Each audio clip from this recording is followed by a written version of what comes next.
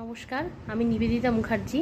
আমাকে কম বেশি আপনারা সকলেই চেনেন, লেখার মাধ্যমে চেনেন বা আমার ইউটিউব ভিডিও, চ্যান্টিংয়ের ভিডিও এগুলোর মাধ্যমে চেনেন। তো যাই হোক, আজকে আমি আমার কথা বলবো না, পরিচয় করাচ্ছে আরেকজনের সঙ্গে, আমার দিদিমা, মানে আমার মায়ের মা। ইনি হচ্ছেন আমার দিদিমা, আমার মায়ের মা। তো আজকে 15ই আগস্ট, সবাইকে আমি শুভেচ্ছা জানাচ্ছি। আজকের দিনে আমাদের দেশ স্বাধীন হয়েছিল। তা আমি যে কথাগুলি বলবো সেগুলো তো আমরা তো স্বাধীনোত্তর যুগের লোক, মানে স্বাধীনতার অনেক পরে আমাদের জন্ম, স্বাধীন ভারতবর্ষ আমরা ভোগ করছি।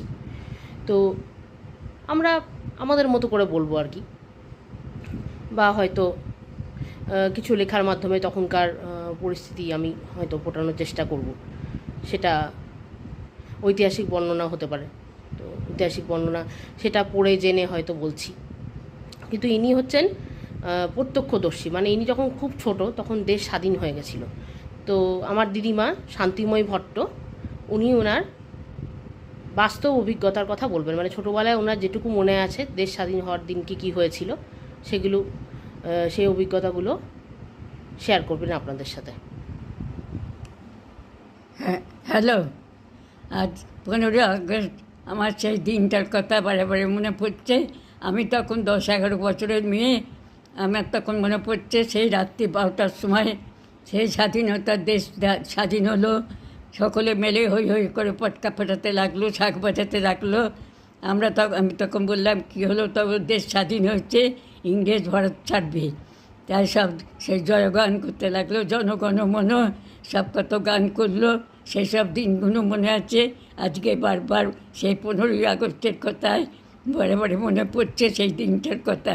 কিন্তু তবু এত আনন্দের মধ্যে আমার বড়ই দুঃখ যে আমার বড় ছেলে আমাকে ফেলে চলে গিয়েছে।